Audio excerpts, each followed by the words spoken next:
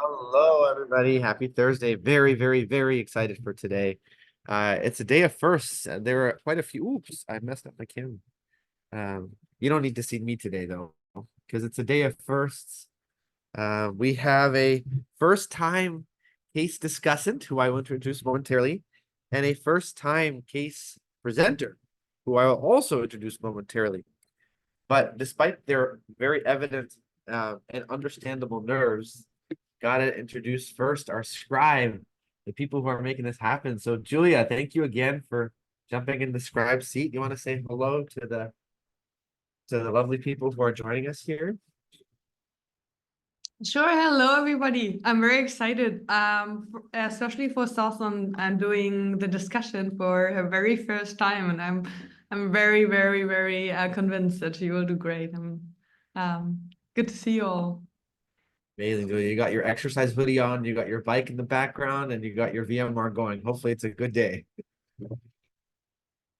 Amazing. All righty. Well, you will hear the voice of Parisa at the end of the session as she's doing teaching points today. But let's hear from Parisa. Update us. What's going on? Hello, everyone. It is Parisa. I'm doing teaching point today. So excited for today's discussion by Sosan. So you're feeling the infectious energy from Julia and Parisa coming Sawsan's way, and I'm very grateful to you both for anchoring this session. And I'm so excited to discuss with Sawsan. She is a fan favorite within the CP Solvers community for many, many reasons. But we all fundamentally know just how unbelievably smart she is, and the only person who doesn't know it as well as the rest of us is her. But we're gonna disprove that today. It's been a long time coming, Sawsan. I'm very, very excited for your first case discussion. It will be an absolutely awesome one, I promise. But let me hand the mic to you to say hello. Then we'll introduce our guest. Hey, hi everyone. I'm so happy to be here and excited to co-discuss with Dr. Rabih. It's an honor to co-discuss with you, honestly, and I'm very grateful to be part of this family. And hopefully the session will go well. No doubts about it, my friend. No doubts about it. But we have a guest case presenter presenting for the first time. Soon I'll pass the mic to you. Maybe you can introduce yourself, tell us a little bit about yourself, and before we talk medicine, let's talk about you. Yeah, so hi everyone. So my name is Zong, and I'm currently an intern in Vietnam. Yeah, I actually just got back from the hospital. It's 8 p.m. here. Yeah, and I'm so excited to present my first case today. Oh, wow, that's incredible. So you're still in Vietnam. Where in Vietnam are you? I'm in the north of Vietnam. Yeah. Wow, wonderful. And what was your path to medicine? How did you decide to become a doctor?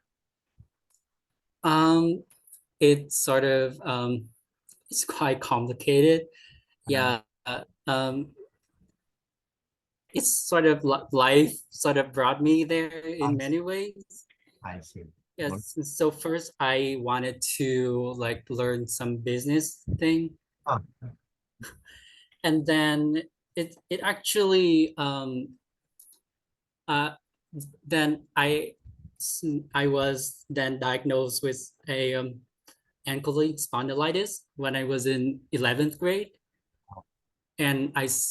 And I joined a community where I saw like so many people like me, and that sort of pushed me to become a doctor. That's incredible. That's incredible. I wish you well. I hope your AS is responding well. And it's always a very powerful thing when doctors have been patients themselves. I think that is profoundly insightful. Thank you. What would be your dream come true in medicine? What would you be doing? Where would you be doing it? So I'm hoping to be a rheumatologist. Yeah, but I'm currently in general internal medicine training. Amazing. Well, Sawsan, that's your first clue. Just FYI. But who knows? Maybe Zung has a trick up his sleeve and it won't be rheumatologic after all. Well, it's an honor to meet you. Thank you so much for joining at the end of a busy day at work, and we're very, very excited for your case today. When Julia's ready, we can take over the screen and toxin medicine.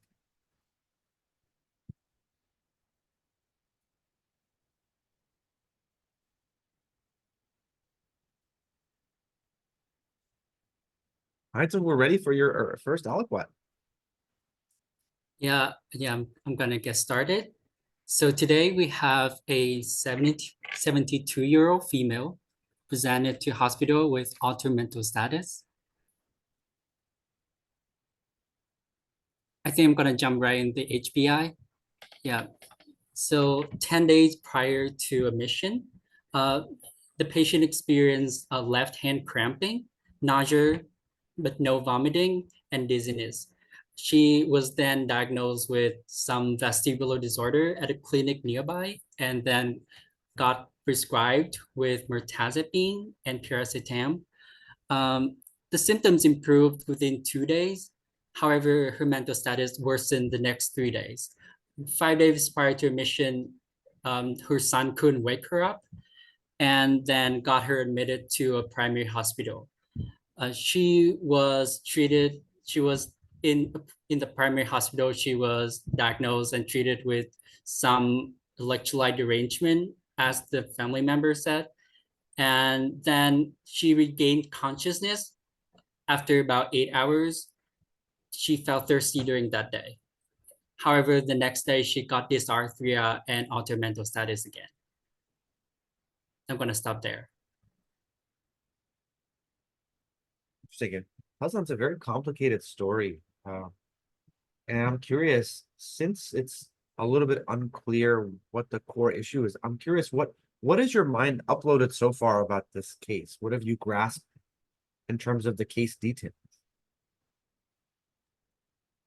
Like starting with the patient and the altered mental status and how like the course of illness progressed. At first, they said they found out that there is electrolyte derangement, maybe like due to the cramping and so on. But then moving on and seeing that the patient developed a seizure, dysarthria, I think this is making me think more of something localized to the nervous system, to the brain. That's where I'm at. Yeah, I mean, that's a very precise summary of what's fundamentally happening. And it sounds like you took altered mental status, and then you ended your sentence by saying, I think the problem is in the brain. What's your sense overall in older patients who come in with altered mental status? What is your sense in most people? Is there a problem in the brain or outside the brain in general? In general, usually like sometimes we have to rule out strokes because they usually come out these kind of things, but most of the cases are outside the Yeah, 100%. And what are some examples you've seen in your life of things outside the brain that cause the patient to be confused? There are some metabolic causes like hypoglycemia, toxins like intoxication, infectious causes, dehydration. There are a lot of like things. Yeah, exactly. So absolutely superb. So what is it about this case that made you move against the base rate? Meaning you already are suspicious that there is something inside the brain, despite what you just said, that the most common causes are outside the brain. And I agree with that conclusion. I'm just curious to try to explain to the people listening why you are more suspicious than most about something inside the brain here. With the dysarthria, and maybe it's like we can consider it as a localizing symptom or a sign towards that. And the patient being diagnosed with a vestibular problem, maybe. Yeah, absolutely superb. I think that, Sawsan, And when the oh, go ahead. Sorry. I didn't realize it was a Oh, little. no, no, Go ahead. No, please finish what you're saying. no, and maybe the seizure could also make us think that. Yeah, I mean, if we just take a moment to think about this more deeply, when we say somebody is altered, what we're often saying is that they have a reduced level of arousal. It's very important to be careful about not labeling other forms of altered brain function as that, because if somebody is confused because they're having personality changes, that's not altered mental status. So if somebody's coming in and they are angry, aggressive, loud, they probably do not have a diffuse cortical problem. So when we are saying, I think this patient has altered mental status, you are localizing the lesion to the cortex, and you're saying this person has a diffuse cortical problem, and that's why their level of arousal is reduced. And a diffuse cortical problem is often as a result of a diffuse systemic issue bathing the cortex. If you think about it, Sawsan, if somebody has a diffuse cortical problem that exists in their brain, they're gonna be not just not responsive, they're gonna have no brain function at all. So all those patients that you've seen with hyponatremia, hypoglycemia, they have reduced level of arousal because they have a diffuse cortical problem. But the cortical problem is not intrinsic in their brain. It's because of the blood bathing the brain that makes it not work as well. It's just like pre-renal kidney injury, where the kidney is fine itself. It's just that the delivery of the blood is either reduced or the blood is inherently unhealthy. And that's the most common cause we see, is the problem is in the blood. But as you said, it is way more morbid to have a problem in the brain itself. It's much harder to fix a brain problem than it is to fix hyponatremia. And so, as you said, we have to be prepared to try to figure out who amongst the people we label as having altered mental status don't have a diffuse cortical problem as a result of an issue in the blood, an infection, an electrolyte issue, but rather they have something in the brain. And one of the biggest red flags is the problem isn't a diffuse cortical one, because there is evidence of focal disease. If there is one part of the brain that is disproportionately dysfunctional, you're not invoking a diffuse cortical disease, right? And so I think that's what you've latched on here. You've said, okay, this person is confused, has a reduced level of arousal, but I'm hearing dysarthria, I'm hearing seizure, I'm hearing vestibular problem. I have to prioritize a specific structural cause in the brain. I'm curious if you were to ask yourself, which of these things, the vestibular problem, the dysarthria, and the seizure, which one of them has you most worried, or which one are you most interested in exploring a little bit more? I'm sorry to interrupt, but there was no seizure. She got dysarthria and then altered mental status again. Her son couldn't wake her up again. Not seizure. Thank you so much for adjusting it. We really, really appreciate it. So I guess we're left with vestibular problem and dysarthria. You have one less thing to worry about. Which one has your attention more?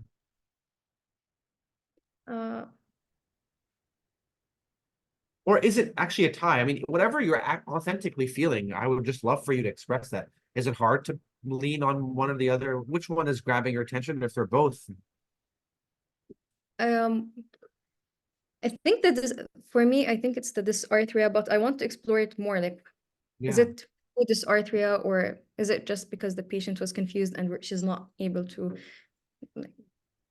like talk? Or I don't, yeah, I have to explore it more before like. Yeah, I agree with you. And I think that's the trap we could fall in. This patient may not actually have any focal neurological signs. And that's what you're getting at. So can you teach us a little bit more what you know about dysarthria in general? Like, what is it? What does dysarthria mean to you? How do you diagnose it? What does it localize? Like, just share with us what your knowledge is about dysarthria. Like usually with strokes or some localizing lesions in the brain, where the patient is not able to, like, how should I'm trying to explain it.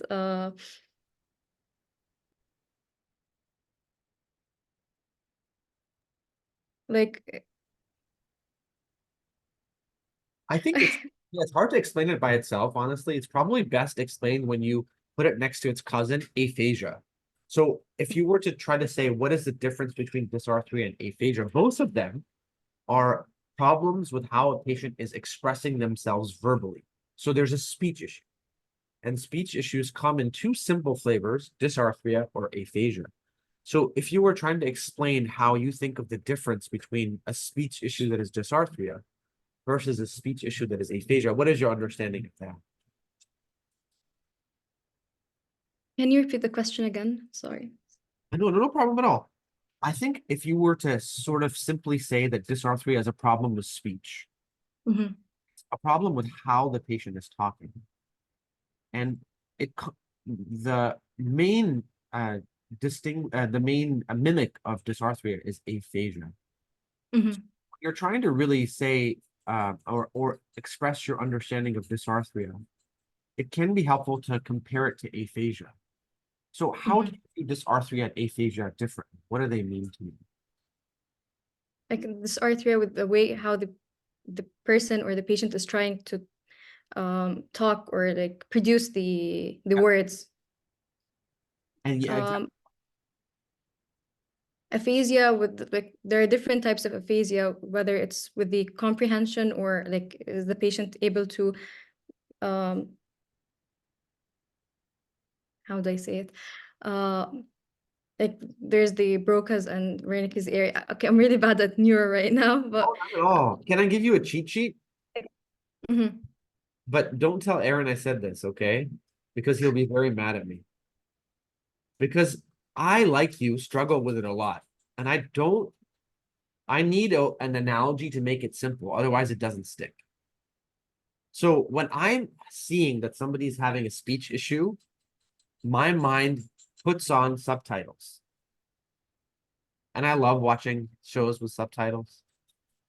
If your patient is talking and they have a speech problem, and if the universe were able to put subtitles at the bottom, that helps you distinguish between aphasia and dysarthria. So in aphasia, even if you put subtitles on, it makes no sense. Why? Because they're having trouble either vocalizing the words, so there are long pauses, there are inappropriate words. It just makes no sense. Some sense, yeah. With Wernicke's aphasia, they're saying things that are irrelevant, doesn't matter, like it just doesn't make sense. So when you put on subtitles for aphasia, it doesn't help. And it may make you giggle a little bit. Like, what? That doesn't make sense. But for dysarthria, if you put on subtitles, it fixes the problem. And the best example of this is when a patient is intoxicated with alcohol, which we see all the time in the United States. And there's a problem with the there's a problem with pronouncing the words. I had dysarthria about a month ago, and I had dysarthria a month ago because I had a tooth extraction, and the dentist gave me lidocaine, and I couldn't move my lips, and so I also spilled water all over myself as I was trying to drink it, and I couldn't talk properly. But if you put the subtitles on, it would make sense.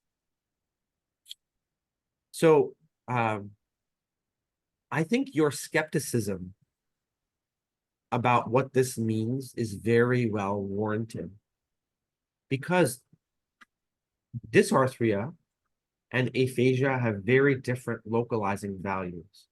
So Sawsan, when you hear, if you were told instead of dysarthria that this person has aphasia, what localizing value does that have for you in terms of where that comes from in the brain? We have within the frontal and temporal areas. Exactly right. Amazing. But now the hard question. What localizing value does dysarthria have? Correct answer, none. It can mean anything from a tongue problem to a lip problem to a tooth problem to a cranial nerve problem to a cerebellar problem. Like you said, I spent the last 10 minutes essentially saying nothing but reinforcing what you said. you need a lot more information. Why? Because unlike aphasia, the localizing value of dysarthria is very broad, from the cerebellum to the lips and anything in between. So this patient may have garden variety cortical altered mental status, and she developed a dystonic reaction to some of the medications she got because of their anticholinergic properties, and she is having dystonia-induced dysarthria. So dysarthria is a very, very limited localizing value. But honestly, what would I do in real life, Sawsan? I would make sure that we're not calling this dysarthria when it's actually aphasia. And if it's aphasia, then what you said is true. This problem is in the brain for sure. But if it's dysarthria, then I think we have to be a little careful, because the localizing power of dysarthria is not as strong as it. We spent 15 minutes on the first aliquot. But I'm curious, Sawsan, that was really important to digest, because the rest of the case will be predicated on this. I'm curious, what parts of it are a little unclear? What questions do you have that I can clarify for you before we move forward? Maybe, okay, so you asked me what Yeah. is the most what like did catch my mind, or what is the most concerning thing that I found in this case. So I mentioned about something about the dysarthria. What about you? Like, what do you think? I don't left hand cramping, nausea, vomiting, don't match on to a vestibular problem for me very quickly.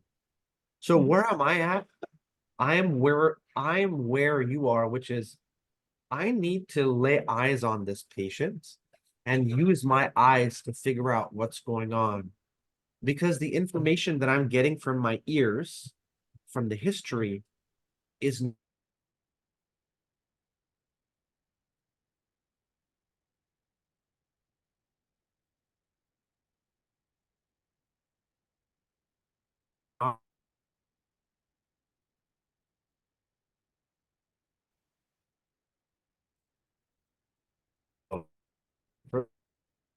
Robbie, I think we can't hear you at the moment.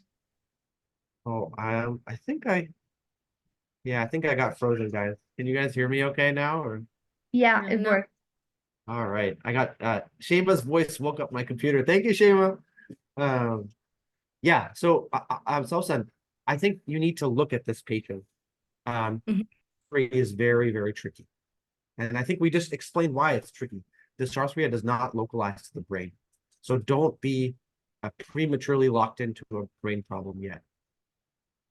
All righty, then we'll pass the mic to you for more information.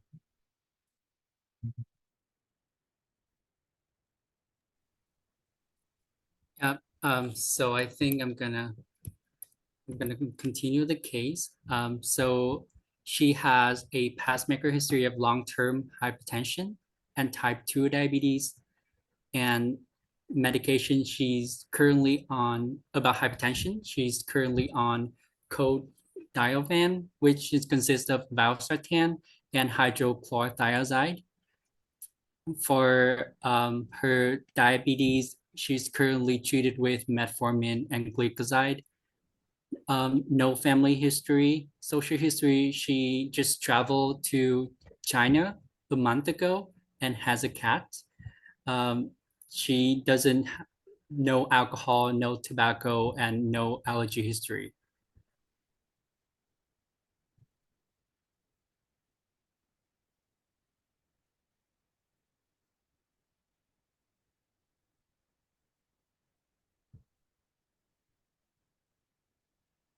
Thank you, Zen, for paying attention to the scribe. For the sake of time, why don't you give us the exam as well, just to be able to make more progress on the case? Is that okay? I'm sorry? Do you mind also giving us the exam as well, please? Yeah, okay. So about the exam, vital sign, she's febrile at 38 Celsius degree.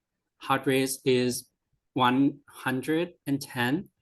Blood pressure is 150 over 90, and respiratory rate at 25. On general status, she's unconscious. Pupils are equal and reactive to light. No eye, ear, or nasal discharge. Dry skin and mucous membrane. On cardiovascular exam, she's tachycardia, but no murmurs, no JVD, normal pulmonary and abdominal exam. About neurological, the Glasgow score is a 7 with two scores on the eyes, 1 score on verbal, and 4 on motor. Positive Hoffman sign, no other neurological deficit.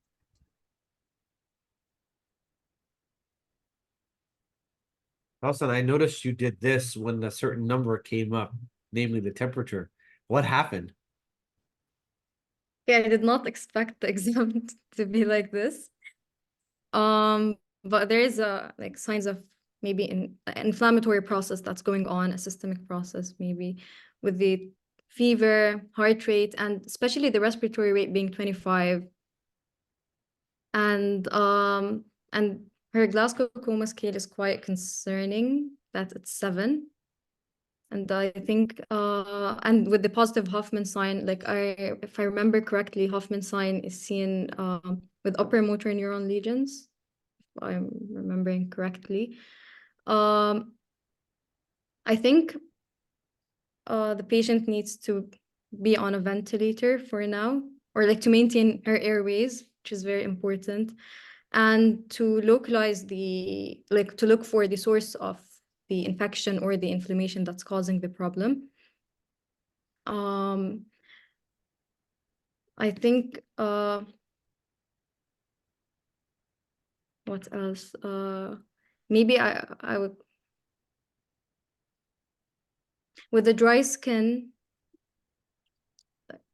what, like, is the patient, why is she I don't know, maybe she's dehydrated or from the tachypnea, or is she I don't know what to make about this part, but I'm worried about this patient, and I think I want to get a CT scan of the head, labs to look for a source of infection. Absolutely outstanding. Yeah, I think whenever you hear fever and tachycardia, you should think infection, infection, infection. What's your sense of where the infection might be, Sawsan?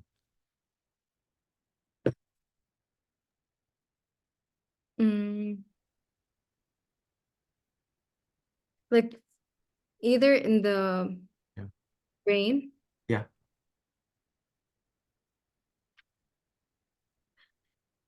Like I don't know the positive Hoffman's. I don't want to anchor on something, but yeah.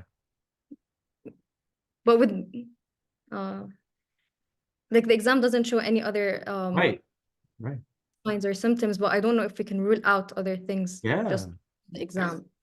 Excellent. So you're saying that the only localizing symptom she has is in her brain and maybe her neck. But just because she doesn't have any localizing symptoms in her lungs, her belly, doesn't mean she doesn't have a problem there. And I think you're cautious about saying it's in the brain because it's uncommon for it to be in the brain. But I think that caution is tempered by the fact that you found nothing. So in this case, you would probably cross the threshold. If you're going to intubate somebody for airway protection and they're inflamed, you probably have crossed the threshold to look and evaluate for a intra-brain infection. But I agree with you that evaluation should proceed with the recognition that this person can very easily have an extra brain infection that could be happening in parallel, but this patient's too sick for that gamble, right? So we would then proceed to empirically treating them for meningitis. So do you have a sense of what antibiotics you might give this patient as you proceed with your diagnostic evaluation of the systemic and central causes? What might you give her right now? For this, I would give her ceftriaxone, vancomycin, and given her age, maybe ampicillin for listeria coverage. Superb. Yeah, you treated her for bacterial meningitis very quickly and very appropriately. You might consider giving her steroids if you thought she might have strep pneumo, and then might consider giving acyclovir. for the possibility of HSV related encephalitis. So when you're a rising a star intern in less than a year, you'll remember the 5 things for meningitis. A whole hand has to be dedicated. Right? That's my mom calling, by the way. Vancomycin, ceftriaxone, ampicillin, dexamethasone, acetylene. So that's what we're going to do. We're probably going to have to treat this patient empirically for bacterial meningitis and viral meningitis. But then, as you said, we have to make sure that we're not tethered to the brain for a brain infection, because that's the only localizing sign, and have to look at the x-ray, at the blood work, at the liver enzymes, at the urinalysis to make sure there isn't an extra brain cause. But if we found nothing on history, we can't assume we will find something on data. We have to treat the underlying cause with intensity. But I have a really important question for you. Fever equals infection until proven otherwise. It's very important not to think about autoimmune diseases, not to think about malignancies in a patient on day 2 or day 3 of their illness. But it's also important to ask yourself, are there other causes of a fever that you should think about on day 1? Medications or drug-induced fever. Excellent. Excellent. So I want you to take that thought of medications and drug-induced fevers and hold on to that. I'll share with you the 3 H's I always think about on the first day somebody's febrile that are not infectious, which is, are they hyperthyroid? Are they having a hematological emergency like a transfusion reaction or TTP? And finally, are they not febrile, but are they hyperthermic? And let's hold on to those 3 possibilities. We're going to proceed. Our schema is very simple. Assume infection. Look for brain infections, but don't miss systemic ones. Empirically treat for brain infections. Always think about the 3 H's in patients who have a fever on day 1. Is she hyperthyroid? Should we send a TSH? Is she having a hematological issue like a transfusion reaction or TTP? And is she hyperthermic? And let's see what the data comes back as to continue to analyze these things. But I like you, I'm very, very worried about this patient. All righty, then you have us very, very intrigued. What did you do next? Okay, so I'm gonna give you some labs about hematology. So the white blood cell is at 10.6, hemoglobin is 12.2, and platelet is 281. The sodium is 126. The potassium is 3.4. Fluoride is 101. Bicarb is 12.7. BUN is 14. Creatinine is at 0.5. Glucose 162.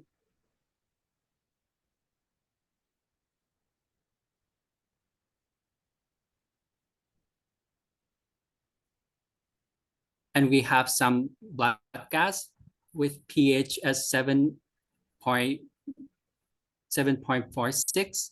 The CO2 is 20. Bicarb 12.7. With the anion gap at 11.8.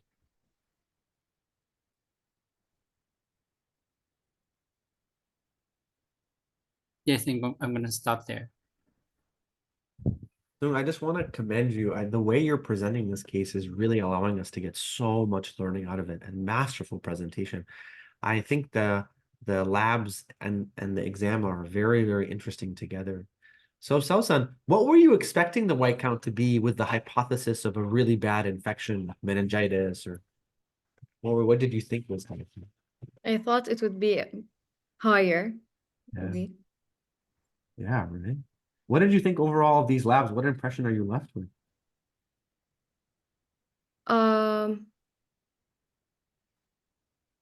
With the bicarb being so low, like it is considered low, but the pH is within normal.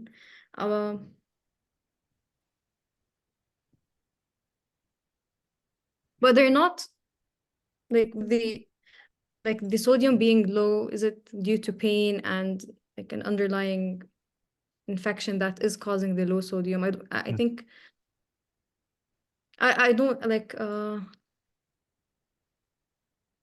I don't know why the bicarb is so low, Yeah. but she had normal anion gap. Yeah, I agree with you. The labs are a little bit kind of distracting. Yeah. Gosh, I think my connection is tricky. I'm sorry if I interrupted you. I thought you were done. You okay? Can you hear me? Okay, good. Yeah, I wanted to just reiterate what you just said. Most of the time, the sodium is not the clue to the underlying cause. It's a consequence of what's going on. And yeah, this seems to be a non-gap.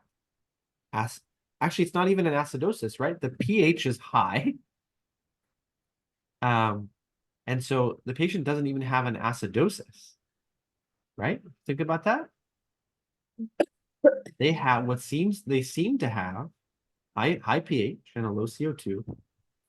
And so I would interpret that as the patient having a respiratory alkalosis. Right? Mhm.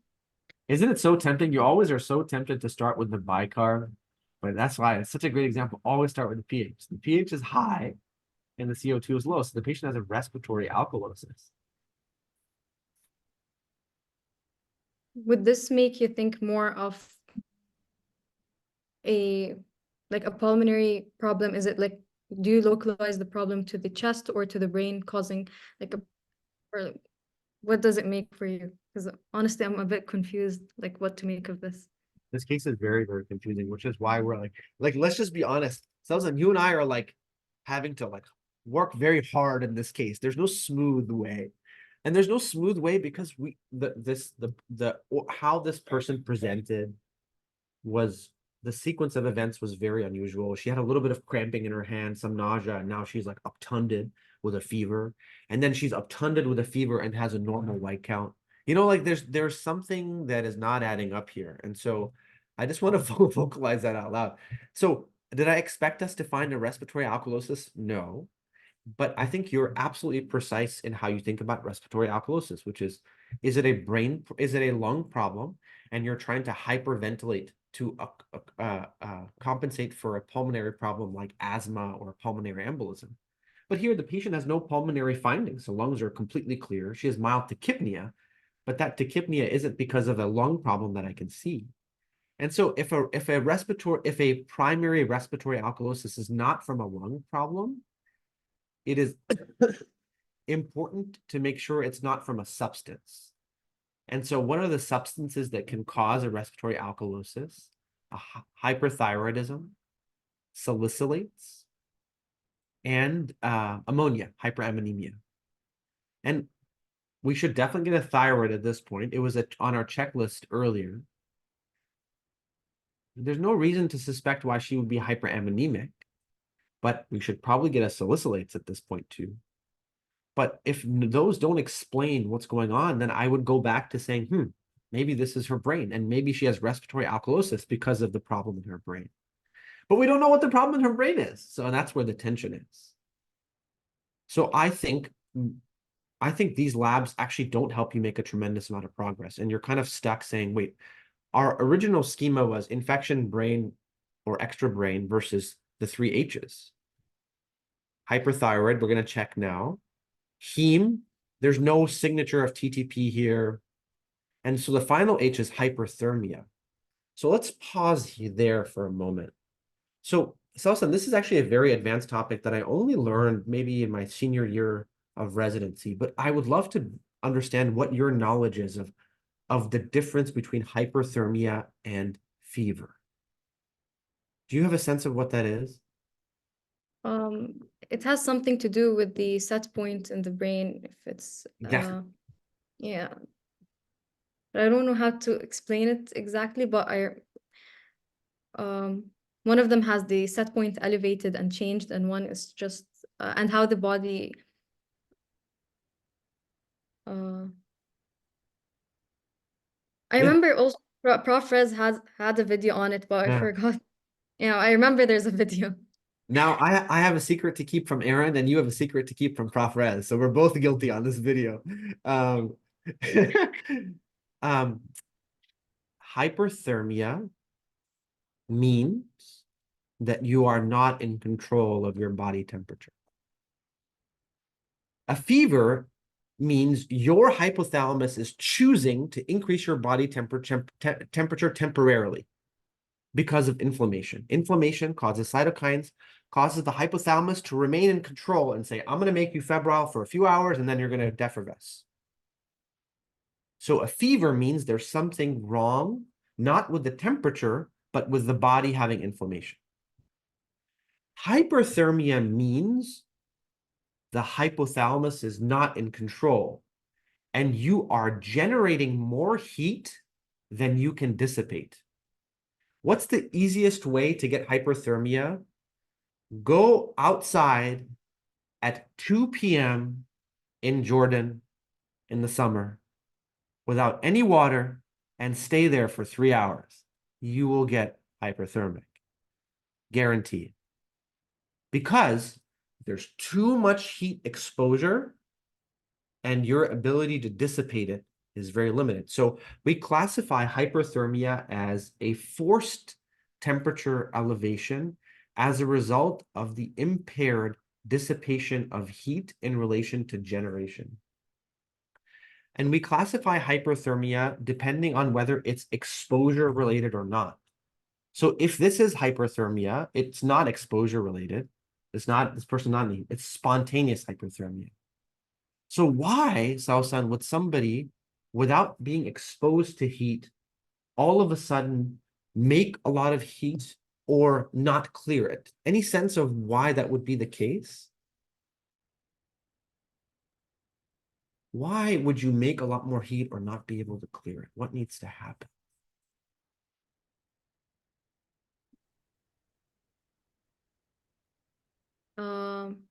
Maybe something with the like I remember anticholinergics Yeah, if good. overdose on them or like takes a lot from them can cause it. And but trying to make an outline for the problem. Let me give you one alley-oop. What do you know about NMS, neuroleptic malignant syndrome? That causes hyperthermia. What is the physical exam finding of patients with neuroleptic malignant syndrome? What do you see on their exam? The rigidity. Now hold on to that.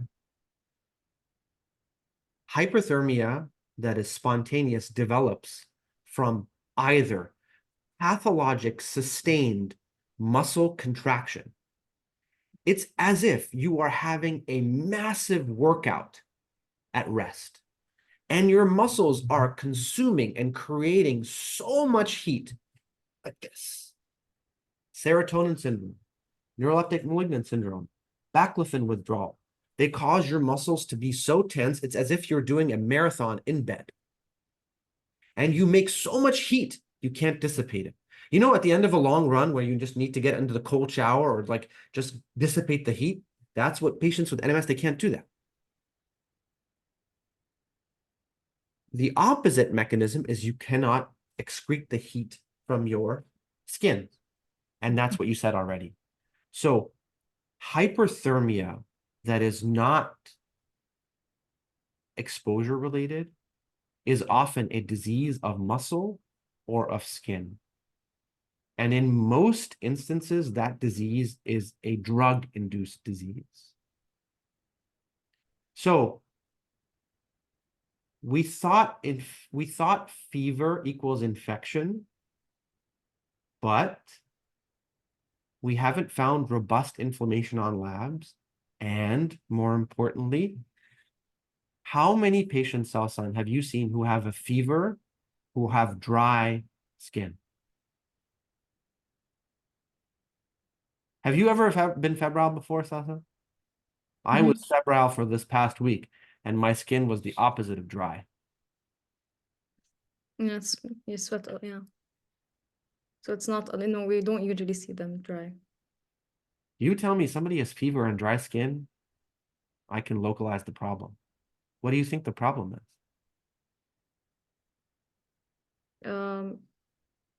Like what we just talked about. Yeah, this patient is having a fever because she cannot dissipate her heat, right? Yeah, and I think that combination, you picked up on the dry skin and you couldn't move, but you're like, I don't know what to do with it. And I think when you understand hyperthermia, you realize the dry skin is a major problem here. Because if a patient, even if the dry skin is not the cause, if a patient with a fever is unable to have wet skin, then they're going to get more and more and more febrile and more hypothermia. So I would be pretty worried that this patient has a toxidrome based on that.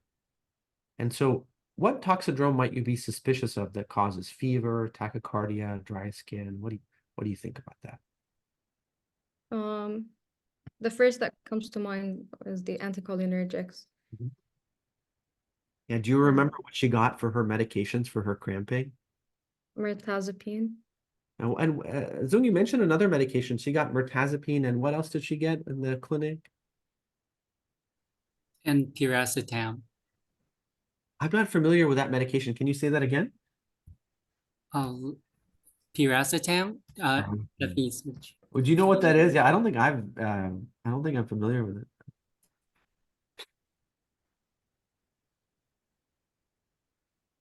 It's let me see if there's like. Okay. Salsan's looking it up too, I think. We gotta know what this med is, Salsan.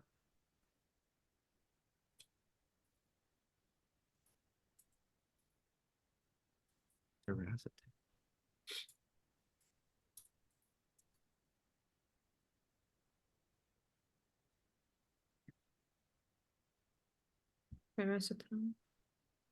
I just put it in the chat. Oh, thank you. Yep, it is.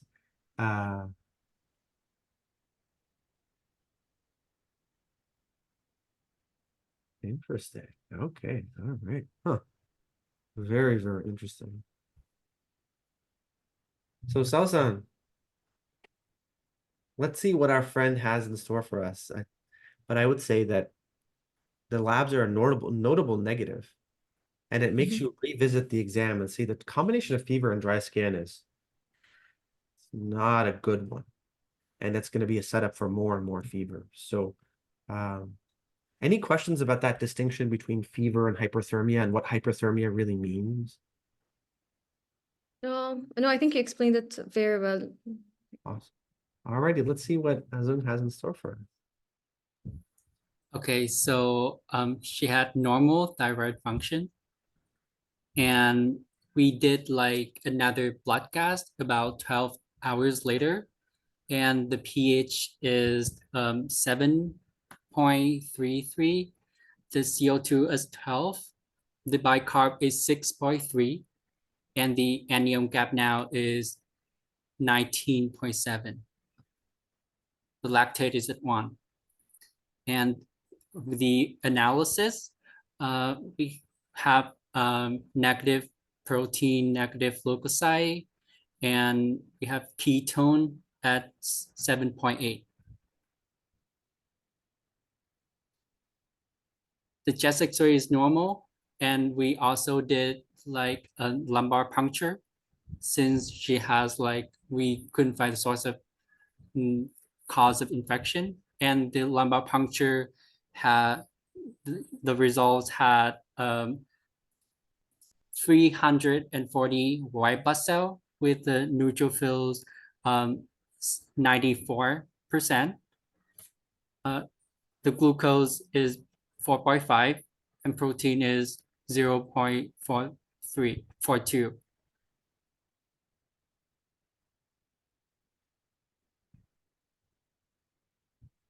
Oh my gosh. What happened now, Sawsan? What are you thinking? Uh, um, well, okay, so the lumbar puncture Yeah. is concerning for a bacterial infection with the findings of the white blood cell count, neutrophil predominance, and the low glucose. But and the shift with the anion gap and the pH is like I did not expect that to happen.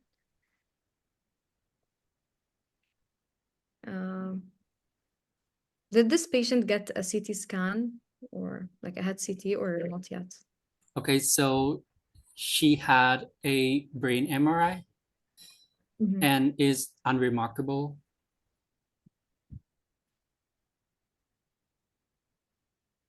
Yes, Sawsan, I think that it goes to show you the importance of evaluating things in parallel, right?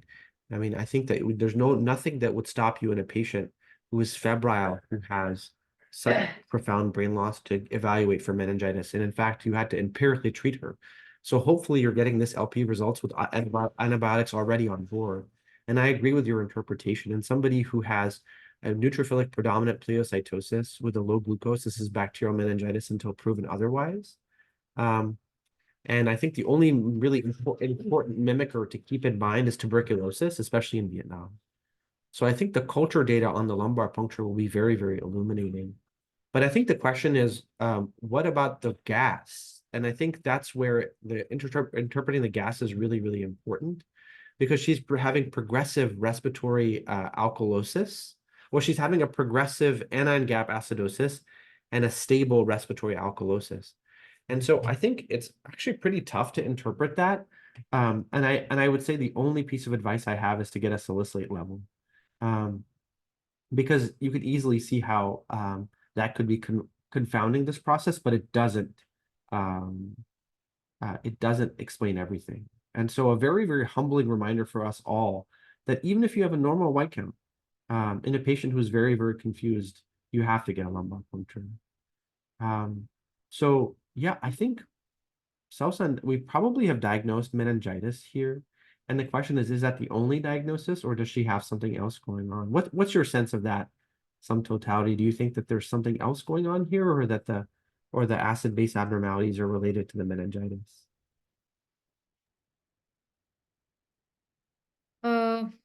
That's a hard question, but with the other findings that like with the dry skin, as we've mentioned, Yeah. like could this be like from a damage from the meningitis or the brain infection? Like it can cause like, honestly, I don't know what to make of this. Like what I think it's very possible that you could have neurogenic respiratory alkalosis for sure. Yeah, I don't think I would do anything beyond getting a salicylate level. That's the only thing you don't want to miss, because you can easily see how a patient may be self-medicating for a headache or not feeling good for her meningitis, and that's why the salicylates are on board. We've had a humble reminder about how bacterial meningitis in Vietnam is different than in the United States, with a couple of cases of Streptococcus suis in patients. And so I think that the ceftriaxone that Sawsan ordered after the physical exam will probably be a good treatment for that. But very, very humbling to find meningitis, huh? But yeah, why don't we hear more from Doug? What did you find? Okay, so at this point, we first diagnosed her with meningitis and treated with ceftriaxone. And then about the acidosis, the metabolic acidosis. At this point, we're suspecting the DKA with a ketone at 7.8, and then we treated her with the DKA, and then about 3 days later,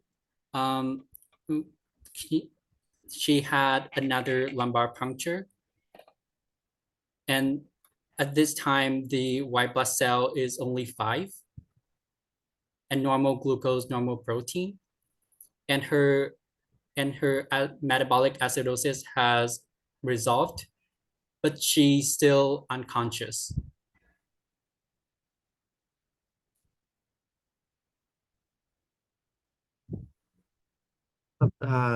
Interesting. Oh, I don't know what to do with that.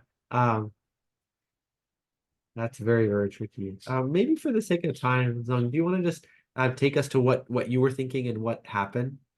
Okay, so we did like dive into more the history in the primary hospital. She was diagnosed and treated with hyponatremia with the sodium levels at 100. And then the 1 day later in the primary hospital where she treated with hypertonic saline, just for after 1 day, the sodium got up to 124. And Wow. now, Yeah. and at this point, we suspecting of osmotic demyelination syndrome. And then we got the brain MRI after 1 week, and it is showing the suggestive of demyelination in the pons and bilateral basal ganglia. Oh my gosh. So you're telling me that this poor woman has meningitis, for some reason, euglycemic diabetic ketoacidosis, and osmotic demyelination. Oh my gosh, that is a lot. Kudos to you all for detecting it all and finding it. This is one of the most complex cases I've seen. It's very, very tricky. I'm curious, did you ever find a organism that caused the meningitis?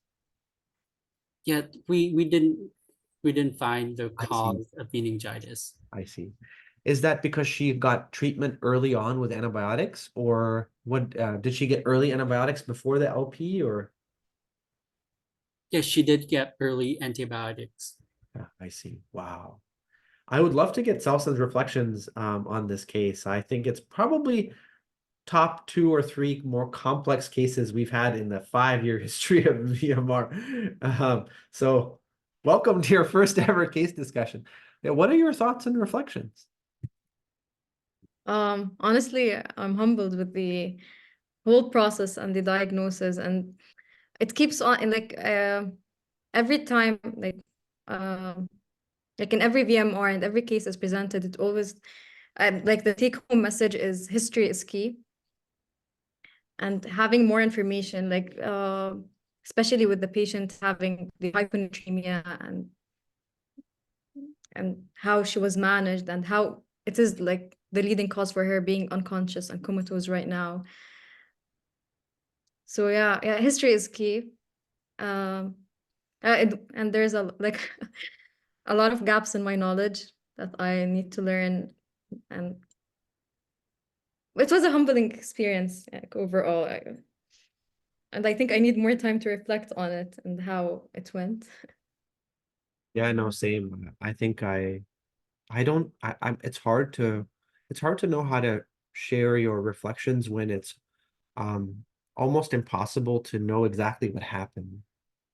And I think it's really, really hard to know what happens when, especially if you're the doctors taking care of this patient, where her records and her care are somewhere else, and you're having to piece it together. But I think what we know is her MRI findings seem very, very classic for osmotic demyelination. And so she has that. Does she have infectious bacterial meningitis? Very possible, but with culture negativity, it's hard to prove. What caused her acid-base abnormalities, what caused her euglycemic decay is very, very hard to piece together. And so I just take with me the humble reminders of the importance of evaluating for meningitis when a patient has no localizing source on history and exam, of keeping the 3 H's in your back pocket when an infection isn't adding up, and getting a TSH, getting a hematological evaluation, and studying why a patient with a fever doesn't have moist skin. Because it could be very, very true that she has a toxidrome and has medication-induced hyperthermia and medication-induced SIADH. And the abrupt withdrawal of those medications caused her clinical infectious febrile syndrome to improve and caused her osmotic demyelination. So the struggle that I will have in this case is the very real life struggle we all have, which is how do you become better for tomorrow when you're not exactly sure what happened today and how you fine tune it? And that's a real life struggle that we all have. And I really, really appreciate you, Zoom, for bringing this case, because while it leaves me and Sawsan with a migraine right now, I can't imagine what it must have felt like to take care of a patient like this. And I would love to hear from you what your experiences were, what your reflections are from caring for this patient. Yeah, so this was actually a really hard case for me. So the first thing in my mind, maybe she got like, yeah, meningitis and also like encephalitis. And then the brain MRI was normal, and I was like, oh my gosh, I don't know what to do. And then after treating with meningitis, and she's still like in the same mental status, I was so frustrated. But then after we finally have the final diagnosis with the osmotic demyelination syndrome, I felt like really bad for the patient. Like I couldn't do anything.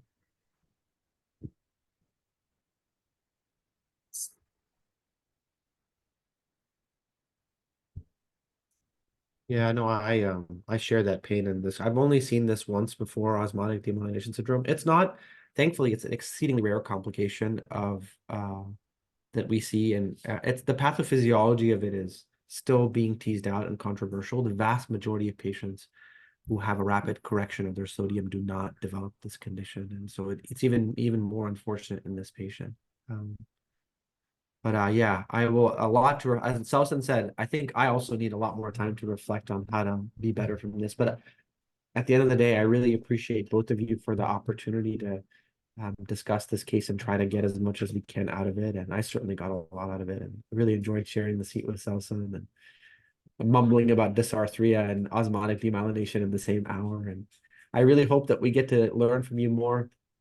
Zung, if this is your first case on VMR, I'm very, very excited for the potential future ones. You really enlightened us today. But last but not least, let's give the mic to Parisa to take us home with the teaching points.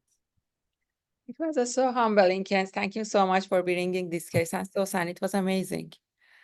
We started with a patient who presented with altered mental status, and we learned that usually reducing, being altered means the level of arousal is reducing, meaning that there is a diffusal cortical problem. It could be systemic issue due to Bating cortical problem. It is coming from metabolic causes, including intoxication, infectious causes, and dehydration. We have a really nice habit of comparing everything to prerenal kidney injury, and same as here, which is meaning that like as brain, it's not perfusing enough. It is different when to the condition that somebody it is confused and they have some personality changes, which is not localized specifically to some structural brain problem. Then we move to some speech impairment, and we differentiate between dysarthria and aphasia, and we learn that although these two conditions both affecting communicating problem, but these two are coming from different mechanisms. They have two different mechanism problem. If the universe has subtitle dysarthria, the subtitle would fix that problem, but the issue could be from cerebrum to lips. But aphasia, the subtitle would not fix the problem. We could understand the aphasia, we could localize it to frontal like Broca's problem or temporal to Wernicke's problem. Then we came to infectious. We talk about infectious causes, infectious problem. We know that usually having the fever means that the patient having infections, and when somebody having CNS findings in the exam, we are localizing that infections to the brain, but we always need to keep in our mind, it might be something in the lung or in our belly that we couldn't find it yet. But to be on a safe zone, we also starting our empirical antibiotic therapy. We are usually starting with ceftriaxone, vanco, ampicillin, dexa, and acyclovir. We have 3 H's we need to keep on our mind on the first day, including drug-induced fever, hyperthyroidism, hematological emergency, transfusion reaction, TTP, and hyperthermia. We came to the primary respiratory alkalosis, which is often due to hyperventilation triggered by lung issues, including pulmonary embolism, asthma, but it could be also due to a substance problem, including hyperthyroidism, salicylate, and ammonia. We came to the famous topic of hyperthermia, which is forced temperature elevation, because the hypothalamus it's not in the control of the body temperature, and it is generating more heat than dissipating the heat. It could be exposure related, or it could be a spontaneous, which is usually coming versus the fever. That is hypothalamus choosing to increasing the temperature temporarily due to infectious problem. We specifically talk about a spontaneous hyperthermia, that is the disease of skin and muscle, and it could be because of the drug-induced problem. It is pathological sustained muscle contraction, which is creating heat, and there are some causes for that, including baclofen withdrawal, serotonin syndrome, and AMS. We learned that in epidemic region, in the epidemic region of the TB, like Vietnam, bacterial meningitis could be mimicker of the TB, and also we need to think about the Streptococcus suis.